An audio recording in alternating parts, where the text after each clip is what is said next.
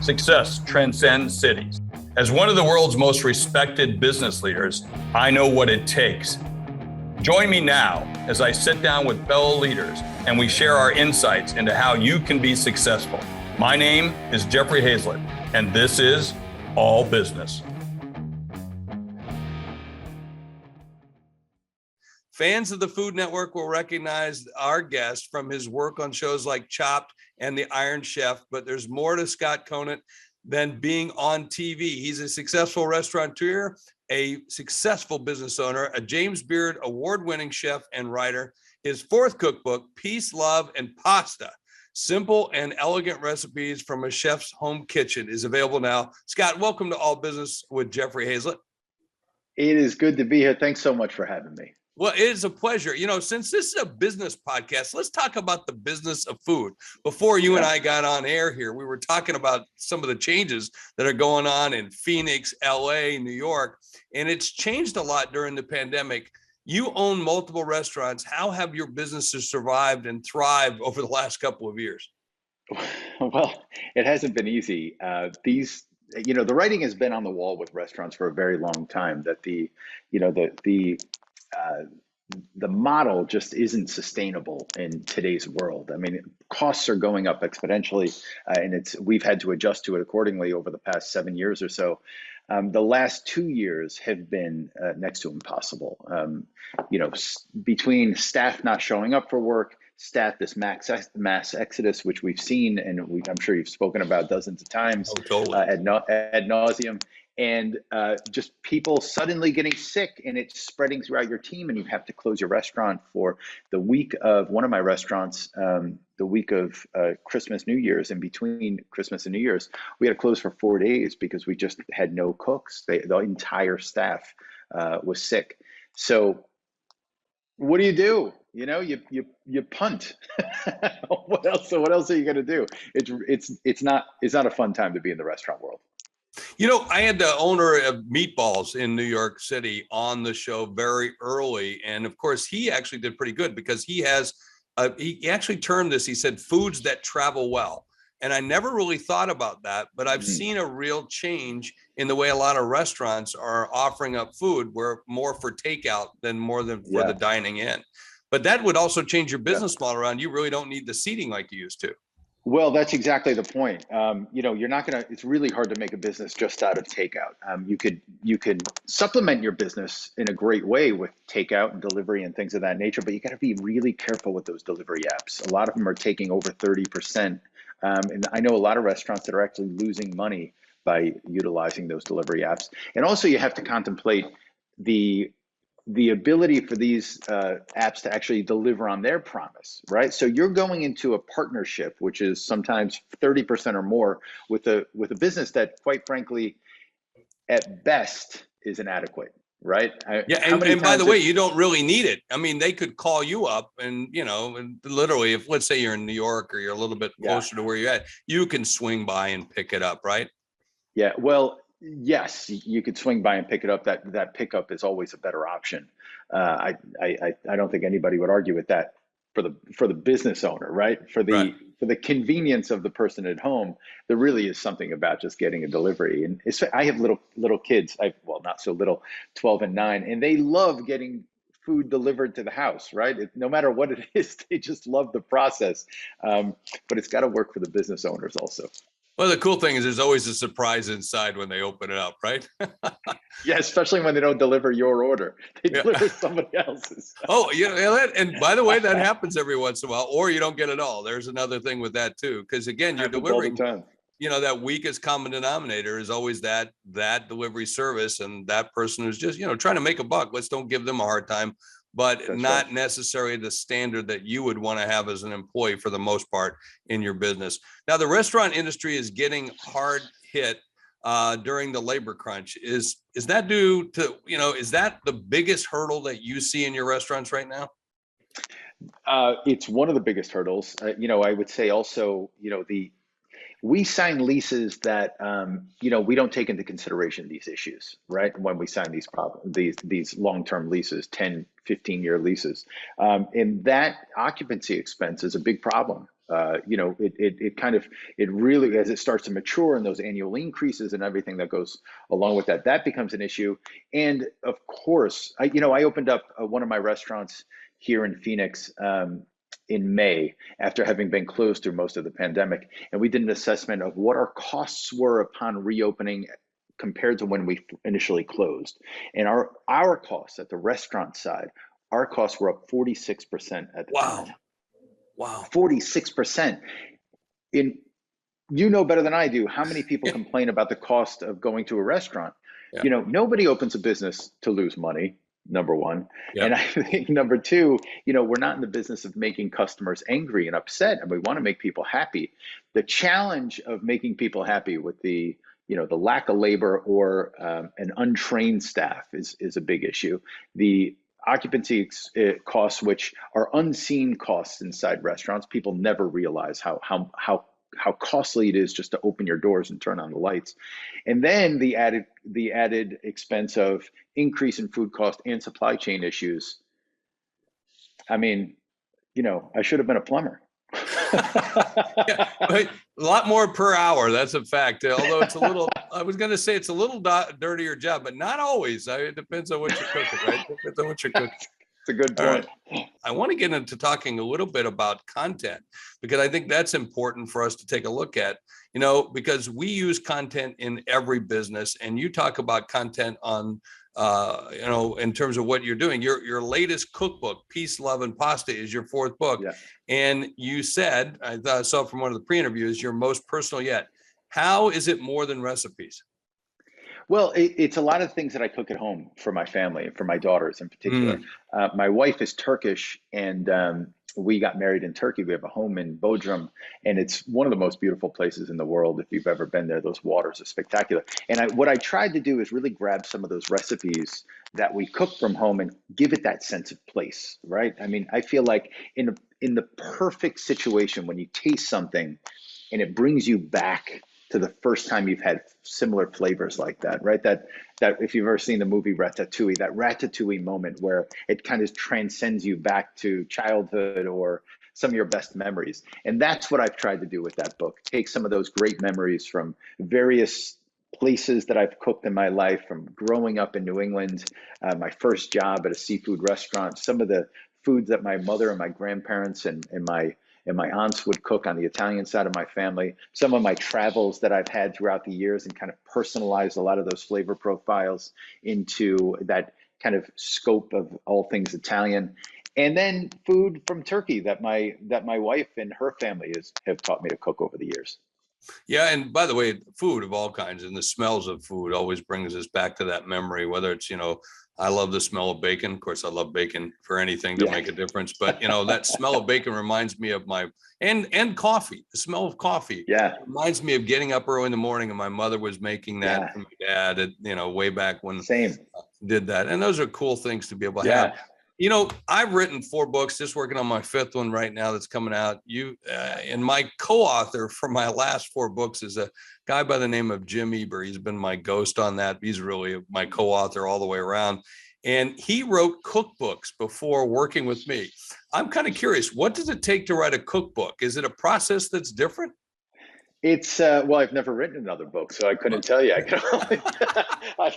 I'm not that interesting. It needs to be about food. What we do is what I do, my process is, what are the type of things that I want to see people cooking at home, or the things from my own kind of catalog of recipes that I think are the best things for people to experience in their house. And that's my point of view. And that process of creating chapters and all that kind of stuff, I'm sure it's very similar. The recipes are your characters, essentially, I guess. Well, and they're your stories, right? And right. We're all storytellers in some way. You cook a meal, and through that beautiful meal, you're telling the story. Yeah. And then, in the content that you create around that, and the way you tell it on Iron Chef and other shows, that's a way for you to be able to get that content out. Do you ever have a fight with your editor and saying they wanted to cut out a recipe or two, and you say, no, that one's got to stay in? Was there any of that kind of discussion? I haven't had any of those issues, fortunately. And I think it's just important, whatever you do, anything in the creative space, I think it's important to choose your battles. So, as you know. Which is absolutely true. So let me ask you, you're a chef, but you're also a business person, right? Which are you first, or which one dominates the most? It's funny. It's a great question because I think throughout my life there's been an evolution. I started as a young cook, and I've been doing this for 36 years now. But I have to think more of it as a business person these days, and I feel like that's something that we see across the board with restaurants and hotels, because we need to make better decisions for the the quote unquote plight that we're traveling on with as we had discussed with where restaurants are these days. So, you need to make decisions that are good decisions based on where we are in the marketplace. And that's why you're starting to see a lot more comfort food on menus, as opposed to, that fancy haute cuisine that so many chefs like to be, fussy with. What's your favorite? What's your favorite cuisine?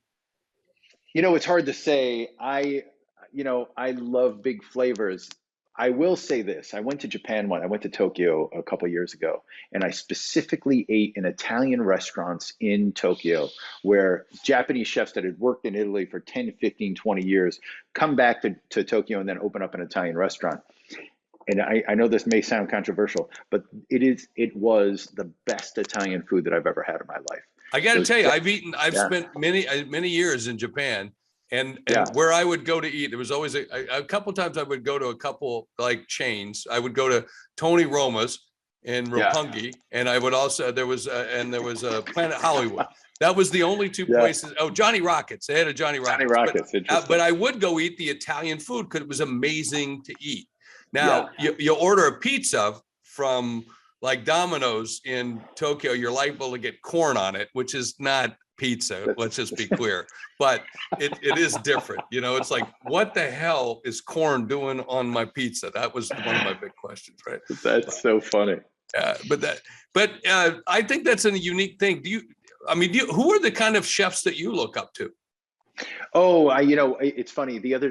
Last month I was in New York City, and there's a big event that we attend every year for just, a bunch of friends, and a lot of chefs show up to it. And Eric Ripert was there, and I was from the Bernardin in New York City. And we were just talking and catching up because I hadn't seen him in a while, obviously. And I said to him, look at your career, look what you've managed to do. He took over Le Bernardin in either 94 or 96. And he is still as relevant, if not more relevant today than he was in 1996. Now think about that. Think about, how do you stay on top of your game for 25 years, right? It's incredible to be. So Eric is one of those guys. Chef Daniel Boulou is another one. Jean-Georges Van Grichten. Those are the super high-end fancy chefs. Big names. From a marketing perspective and a business perspective, that they can stay on top of their game in the luxury, in that luxury zone. Thomas Keller is another great one. It's really impressive, and those are the guys that I look at. Yeah, and it's amazing to stay at the top of the game in what is one of the most competitive industries, expensive industries, and reinvent. And by the way, you just named a couple of chefs and restaurants where it is almost impossible to get in for, on the short term. Maybe a little easier these days, but I doubt it. I've been able to go to a lot of those places during this pandemic. As I look at this thing, Scott, many of us know you as a TV chef and a judge on several cooking shows like Chopped on the Food Network. Great show, good stuff, good work. How did you get started with your TV career? It's funny because I never wanted to do TV. I was one of those chefs that wanted to stay in a kitchen and run restaurants and all that kind of stuff. But the writing was on the wall, and that evolution of the way things started going in the restaurant world, where, you need eyes on you, and there's no better platform, marketing platform, than television. And that's the way I had thought about it at the time. I had a company that I had several restaurants around the country, coast to coast, and in Canada. And I thought it was a great opportunity to be able to, be on television, have people seeing me, and then hopefully the intention was that they would be interested or curious and then come into one of the restaurants. And then the restaurant experience itself would have them coming back. Did that work? It did. Yeah. I mean, it's amazing. I mean, it's, again, we teach people all the time in the C-Suite Network how to use your content, how to be the brand of you. Whether you're a restaurateur, whether you're a dry cleaner, you got to be the Mr. Spots of your local community. But it's about selling content and continuing selling content, making content, not so much selling it, but telling the story. And if you tell the story, people want to go and experience, which is really cool. I agree with that. Tell it in an authentic way. Tell it that it's so, you're what's personal to you on a business side. If you really convey it articulately to people, I feel like that'll resonate with them and they'll become curious and hopefully, again, marketing, all that kind of stuff, advertising isn't going to make your business, but it's a piece of the business. I always say a spoke in the wheel to making your businesses successful. The product itself that you're selling needs to convince people, whatever it takes to get them in the door, as long as the product brings them back repeatedly. I want to talk about some good, maybe some bad, and maybe some ugly here, okay? Because those chefs on Chopped get some really weird things in their basket. What's the worst tasting dish you've had on the show? I hate to say it and I hate to admit it, but there's been quite a few. We don't have time to list them all. A couple things jump out. There's always ingredients which are just hard to integrate in a dish overall. Durian is one of them. Haggis is another one. We've had them all. I mean, you name it. We had a cricket milkshake a few weeks ago when I was doing it, which was just about as delicious as it sounds. I've had cricket chocolate. I've had cricket flour because someone's making flour out of crickets these days. Yes. Yeah, I don't get it. It's so, it's different. Yeah. They say it's the protein of the future. I've heard this for, 10 years or so now. Yeah. The only people that say that. Wait. The only people that say that are the cricket farmers, okay? And there's only 3 of them, okay? Let's just be clear. Good point. Anyway, okay. What's the worst ingredient that someone had that you thought was like, this is the nastiest thing, but it's good? Or were there none? No, I mean, it's really hard to integrate. We had something the other day. It was a Neapolitan classic street food. And it translates to snout and feet. So it's the, literally snout to feet and tail it was just chopped up bits of pigs. Oh, and that's called a hot dog, isn't it? That's called a hot dog. Without the seasoning. So it was just, kind of big chunks of this stuff. And it was really hard for them to integrate into these dishes. And, the way they cooked it, it just became super chewy, like a pig bubble gum, if you will. So, yeah. I always say, let me have tasted that so you don't have to. How about that? Yeah. Hey, we talked about that's a little bit of a failure. We talked about some of the big success you've had. What's the worst success or failure that you've had in your career that you just like, man, I don't want to ever do that again? Years ago, I signed a contract with a group and I called in a bunch of favors with friends of mine who are lawyers, and the contract that contract should have cost me about $35,000-$40,000 to write. And I was really young in my career and I didn't have that kind of money to spend. So I called in these favors. It cost me $5,000 ultimately. That contract came back to haunt me. It was such a bad contract. It ended up costing me about $10 million and lost sales and revenue and misallocation to these things. And it was just a disaster. So young chefs, this has happened to so many chefs. I can't even tell you, intellectual property is super important. If you have an idea, spend that money on a really good IP attorney to get that intellectual property. Your name, if you can do it, any restaurant names as well, get that stuff procured. So that you don't have those issues in the future. Hey, I own all my IP on C-Suite. We own tons of it. And then we've thought of everything that we could possibly own. We go get it more. And you want to do that. And don't forget, I just want a little piece with that is, get those mentors out there that have been through that before. And you could talk to them and say, hey, you mind if I ask you a question or two about this? That's a great way of doing it. Let me ask you a personal question, because behind you, you've got a picture of Abraham Lincoln. Yes. I'm very curious why. I like that guy. Yeah. Is it just great artwork and your wife put it up, or is it just no? I put it up. These are all my things. I got Bob Dylan over here, Willie Nelson over here, Abraham Lincoln, Ganesh. These are all things that are super important to me. And Abraham Lincoln, his management style, I felt like was really incredible. He was such a grounded individual, and he made such incredible choices, whether you like him or not. I know a lot of people don't like Abraham Lincoln. I'm a big fan. I'm a big fan of his. Me too. I'm an opposite political party, but still a big fan of what he did and how he did it and how he stood for himself and how many times he was down and got back up. He lost so many elections and had so many failures. And that's just the nature of business. That's the nature of life. I want to ask you one last question, personal question, because this is kind of question you ask at cocktail parties with friends. If you had to have a last meal, right? As a chef, I want to know this. Is your last meal, I know what my last meal would be. What would your last meal be? If you could never have anything else again, what would that meal be? That is a tough question. And I've been asked it many times. And it wouldn't have to be one dish. I couldn't narrow it down to one dish. I would definitely have a great fried chicken, right? I mean, like a really great fried chicken. Because calories don't matter anymore. It don't matter, It's the last meal.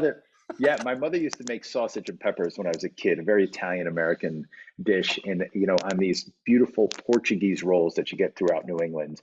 I've never seen them outside. You know what I'm talking about?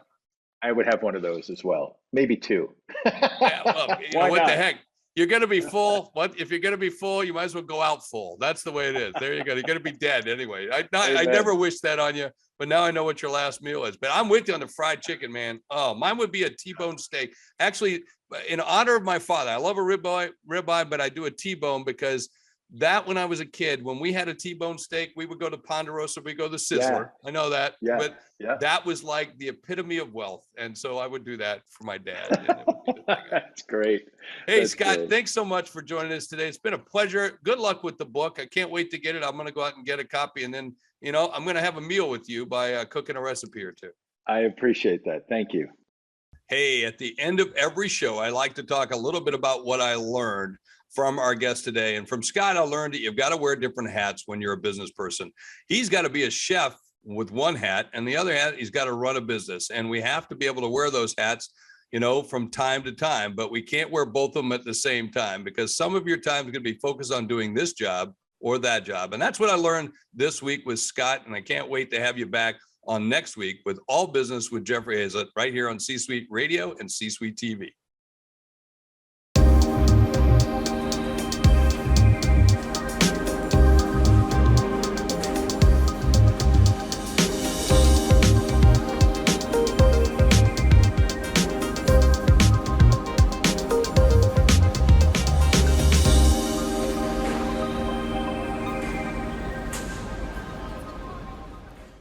Hi, everybody. Welcome to Bestseller TV. I'm Taryn Winter-Brill. We're here with Debbie Allen. She is the author of Success is Easy, Shameless, No-Nonsense Strategies to Win in Business. Great to have you with us, Debbie. Wonderful to be here. This is your 9th book? 9th book. Wow. Can't believe it. I can't either. Time flew. Put that into words. What are the other 8 about? Do they all connect? It was like birth and babies. Right. I decided not to have children. I just did books instead, right? Do you have a favorite? This one's my favorite right now. Right. Sure. You say that about all your books, right? It's like, do you have a favorite kid? They're all my favorite. I think the last book I thought it was going to be legacy, and then I think this book is a legacy because it's going to reach so many more people. It's much more a broader market book, and so it's definitely my favorite because I think it's going to change a lot of things, a lot of mindset that no one's ever said this before. Look at the title. Success is easy. Right. Who said this? Who says this? Right. I've said it. I'm like the only one. I didn't write a book about it. Right. So tell us. I mean, why do you feel success is easy? How do you write about success if it's so easy? Yeah, right. So, I believe that I've had so many obstacles, like we all have obstacles in life, is that I just never, use those as excuses to say that I'm going to accept failure. I think most people accept failure more than they accept success. Mm-hmm. But when you think about it, success is surrounding us. We're surrounded by all of these beautiful books. Just success and opportunity is all there if we just grasp it. We have internet where we can look at YouTube and we can study success. There are so many opportunities. We can study successful people, and when you're really enthusiastic to want to learn, enthusiastic people get help from very successful people. That's just what's happened for me. And so I've started every business with very little investment, knowing absolutely nothing about it. I barely got through high school, absolutely no college. I've never applied for a JOB in my life. I have to spell it because it terrifies me. True entrepreneur, JOB, okay. right? Job. Exactly. So it's like, I think if I could do it, anybody can do it. And it's been through many different businesses that I've done that. So tell us about your businesses and sort of the genesis of your career. You said no high school and no college? No college. Wow. Right. No JOBs. No JOBs. My high school teacher told me, she said, if you don't pass this next test, that you're going to barely graduate. You'll be lucky if you can graduate. And so when your teacher, who's your English teacher, tells you this, do you think you're ever going to be able to write a book? Right? I'd like to you see her now. So I came right out of high school. My dad wasn't an entrepreneur. He was a car salesman, but he had just started a business, a car rental business. Okay. And we were in a tough area outside of Gary, Indiana. And I bought into that business when I was 19 years old. There was something in me that wanted to do more than just collect a paycheck, because I knew it was going to go places. So, what tells you to invest in a business at 19, right? My brother was really handed his percentage of the business. I guess that was me saying, I'll buy my way in, and I had to prove myself, which I did. Like Dad thought the girl wasn't going to be the successful one. And so I bought my way in, and that just inspired me to work more. But we just grew the business to over 250 cars, and the business is still there 50 years later. My brother owns it now. That's great. Yeah, and then we were the first in Northwest Indiana to start mini storage businesses. And when my dad started that, people said, it's a fad. The banker said, it's a fad, I'm not going to give you money. Can you imagine a fad? And now they're everywhere.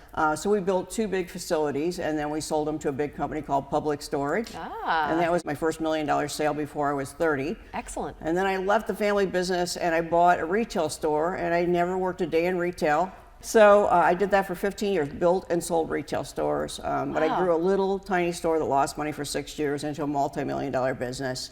But I didn't do it by myself. I do it by the listening to mentors, implementing. So I believe that, again, success is easy. That's why I wanted to write this book, because you find the right people. If you're inspired, you can change your mind and believe you can do something. And you accept the fact that you will never accept failure. So who have been some of your mentors? You mentioned that it's such an important part of the equation for you. Well, I think mindset, I did a lot of personal development work, although I'm very much the business, strong businesswoman. I've done a lot of personal work, and a lot of, invested a lot in myself in personal development. What does that mean? And going to personal development events, having a personal development mentor. Barbara DeAngelis was one of mine. She's a New York Times bestseller. Oh, wow. And she came to me one day when I was working with her, and she said, Debbie, you haven't tapped in yet. I'm like, I'm a business person. What do you mean tapping in? I'm like, tap in as your audience. Tap the register. Right. And she said, no, when you tap in with your head and your heart, you're going to connect to audiences like you've never done before. And I've already been a speaker for 8 years. And I thought, okay, I've got this, down. And I'm speaking now professionally for 25 years. Wow. But when she taught me how to do that and tap in to my head and my heart and just connect with my audience instead of being in the space with the business mind, everything changed. It clicked. It was so powerful. So can you talk to us a little bit about that adjustment? Put that into words? What was that adjustment in terms of connection? Right, it was like, is being in the moment. Okay. So I can read an audience now. It doesn't matter what audience I'm in. I can read the audience, and I can improvise. Even though I have a guided speech, I can improvise according to the audience and read what they want with their body language and what they need, and be able to shift that. A part of it comes from just being a professional, and the other part becomes kind of organically and intuitive what I've learned to do. And I think it's, it's a gift. And so it's not just you learn a skill, you learn a skill so well that you become intuitive about it. Yeah, comes like autopilot. Right, and I think that success becomes easy for me, and how I teach it to other people is because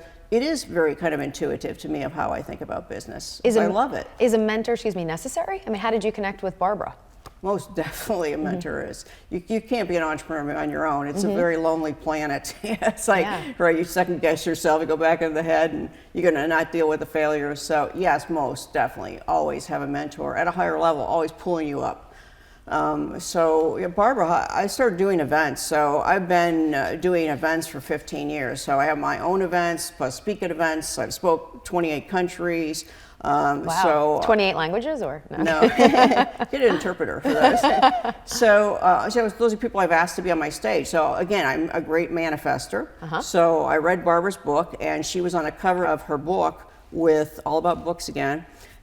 She's sitting on this rock in Sedona, and it was this book that changed my life. Real moments. I was going through a really challenging time, and I read this book, and it was like speaking directly to me. Wow. And people are going to read this Success is Easy book and feel the same way. They're speaking directly to me.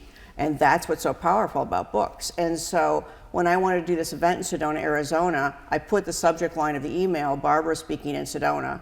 She answered right away. Excellent. She connected, and she spoke at my event. We connected, and we've been friends ever since. Wow. It must be great. Well, I mean, to see you now under her tutelage, I guess. Yes. It must be thrilling for her to kind of see what you've put in place. Oh, definitely. And she's endorsed the book, and Yeah. she's the cheerleader for it. And For everything. sure. That's amazing. I like the titles in the book, the chapters, very clever. One of them, you write, "Get your ask in gear." Very cute. It makes you chuckle, as you just did. Can you tell us about that? What do you mean by that? Well, I laugh because everybody picks that chapter, Yeah, right? That is so powerful. I can't even tell you how much money I've made by getting my ask in gear. Is that there's just so many opportunities that people miss by just not doing the ask. Right. Like how would that ask happen?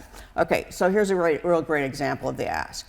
And how I did it in a way that was very professionally done. Right. So I've always looked at Entrepreneur magazine. So here's a copy of Entrepreneur magazine. Yes, we wanted to get to that. But So go ahead, I yes. always look at this magazine. I would drool at the books in the back of the magazine. I have no idea how to get there. I've had articles there, but how do you get your book in there? Wow. And Jeffrey Hayzlett, a friend of mine now, a mentor of mine, has his book was featured in there. And so I'm in his class. I go to a seminar, and he's teaching it on bestseller books because he just sold 500,000 copies of his book.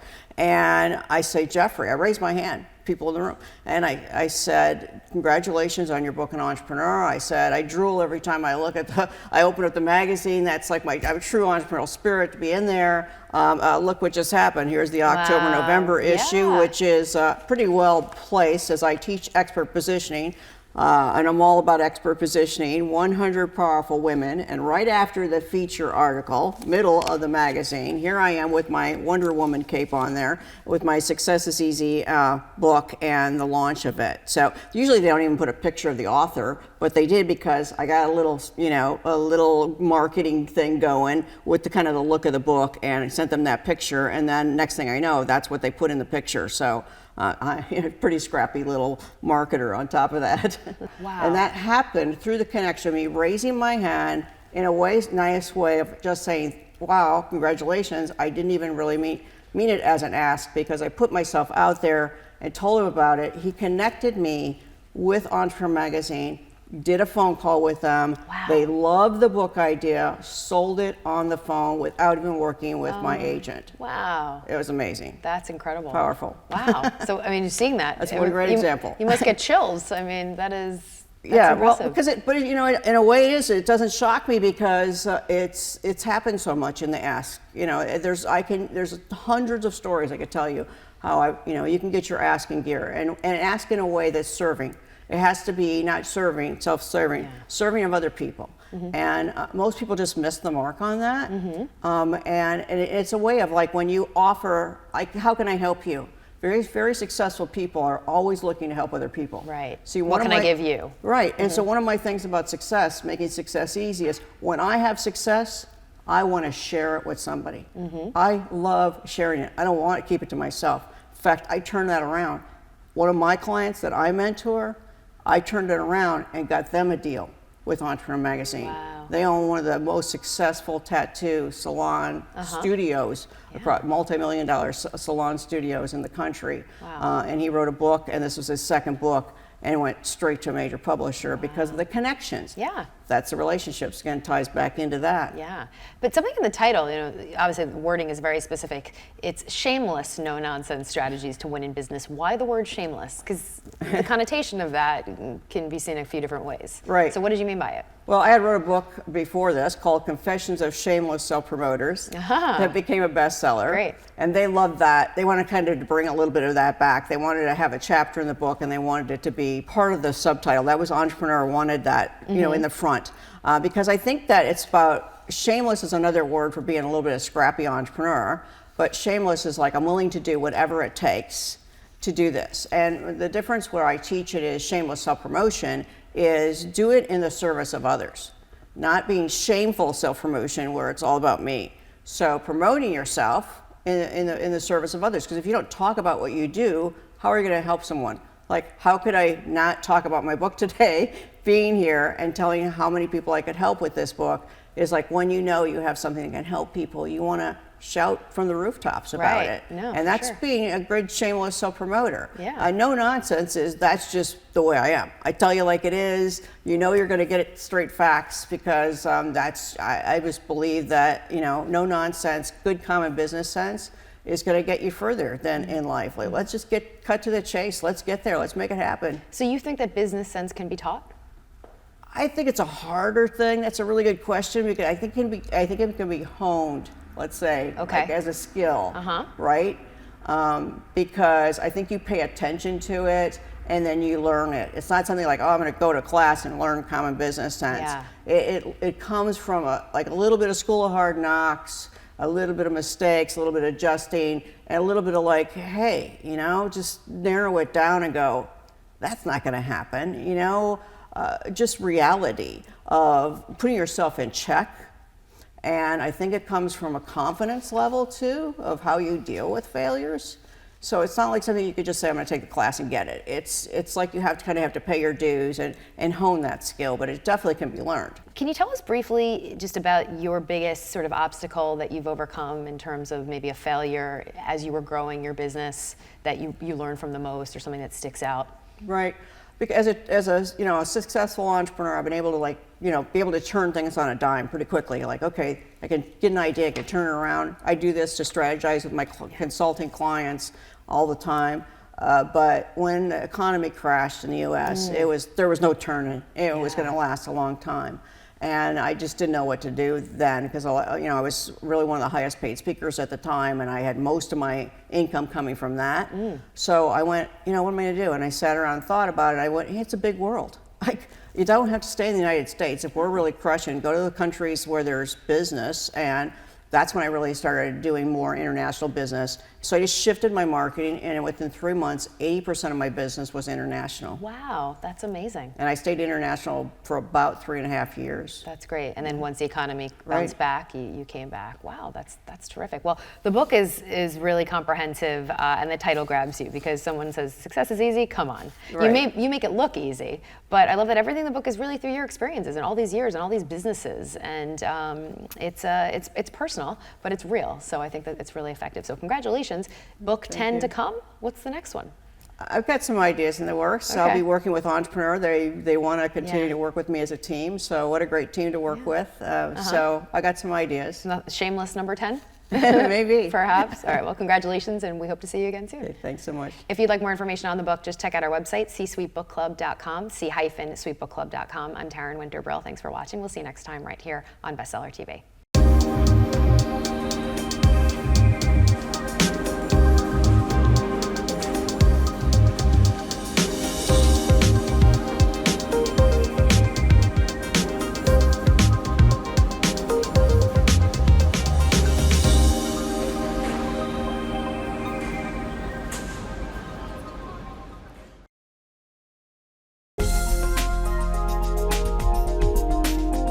Welcome to C-Suite TV Insights. I'm JJ Ramberg. My guest today is Rob Simone, the Chief Growth Officer at iFlip Invest, a simple-to-use investing platform. Rob started out as a customer of iFlip and then was so taken with the product that he decided to join the team. An experienced marketer who's led campaigns for companies ranging from JP Morgan to United Airlines, Rob's here to tell us why he made the jump from user to evangelizer. Hi there, Rob. Hey, JJ. So thanks for having me on. Oh, it's so great to talk to you. I'm so interested in this product and what you're building over there. If you can just give me kind of a quick overview of what iFlip is, and then I want to get into the details of why you decided to join. Well, thanks for the great intro. And as you said, iFlip is a simple to use investing platform. It's not a trading product. It makes it very easy for users to simultaneously protect and grow their wealth. It uses AI and algorithmic investing techniques, things that the wealthy investors, institutional investors have available to them, but very few individuals do. And it's incredibly exciting, mainly because of what it does in the arena to protect your individual investments. All right, I want to unpack that. So let's go back and explain to me how it uses machine learning and why people have been, the wealthy and institutional investors have had access to this while sort of, I haven't, or man on the street hasn't, right? And how is it available now? Is it because the prices are cheaper, you have access to it in a way that you didn't before as a company? Yeah, I mean, democratization has a lot to do with it. Here's how I look at it. The professionals who manage money at institutions don't simply set and forget their strategies, right? They use very smart individuals, they use tools, they use technology. They use machine learning and algorithmic trading strategies in an attempt to optimize gains, but more importantly, they use it to never be overexposed to major negative market events. And so we've seen things within finance get democratized for the last 15 years. We've seen robo-advisors, we've seen alternative investing platforms, but iFlip is the first time I ever saw a platform attempt to democratize this level of outperformance and wealth protection for the individual investor. And for you and I, what that really means is that we have a really good shot at avoiding significant amount of the down days of the market, and never being overexposed when it's most meaningful for people who are nearing retirement, for people who might need their investable assets for life change events, for college, for emergencies. And I'm pretty happy with that as a mission for the individual. And as you can tell, I was very curious and decided to join. Yeah, how did you find iFlip originally? I actually saw the CEO of iFlip on a stage talking to investors, and I was actually super skeptical. We ended up having coffee afterwards, and when I realized what was behind the platform and how it has performed since 2017, particularly how it has performed during some of the recent market crashes over the last decade, I had to look deeper, and so I ended up speaking with Kelly Korshak, who is the mathematician and the designer behind the actual technology for iFlip. I very quickly realized it's the real deal. And so I started by investing, as I do many products, being a marketer for 19 years and working with companies across the landscape. I try the products, even if it's with a small amount of money, to really understand where they sit in the landscape before I decide to become an evangelist or to work on a product's growth. And so I was very impressed. I continue to be. And one thing I also realized from the standpoint of a marketer is that customers who use this platform, they stay, right? There's very low turnover with people who use the product with a long-term mindset. And that's because it works. Who's this for, Rob? How much money do I need to put in to test it out? You don't need to be wealthy.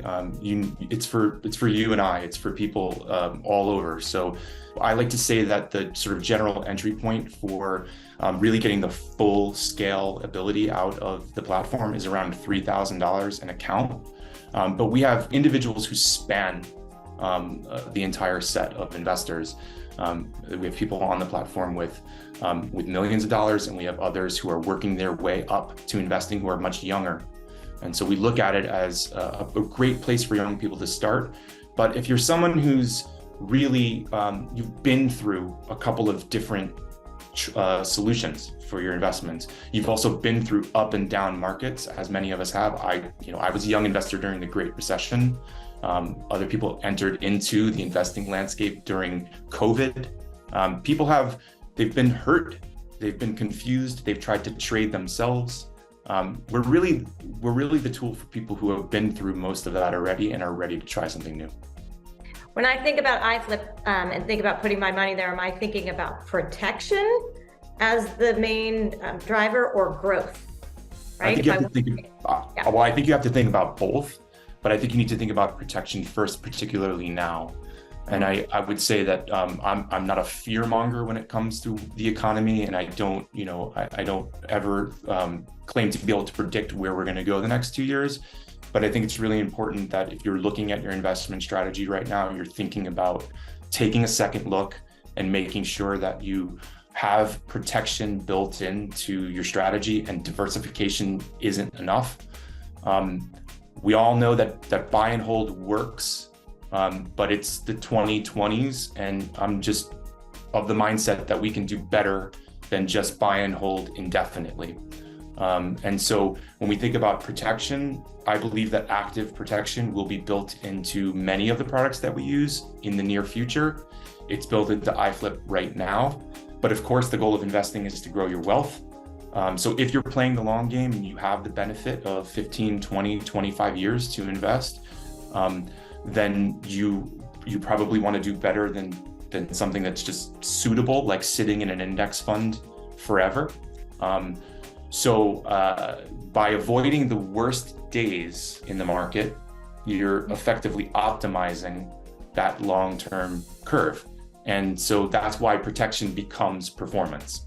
And with respect to iFlip, over the last 6 years, their AI and algorithmic trading platform has outperformed the S&P 500 by roughly 120%. So I think that's a great place to start. Well, Rob, thank you so much for taking the time to talk to us. Tell us a little bit about why you love this product so much that you decided to work with them.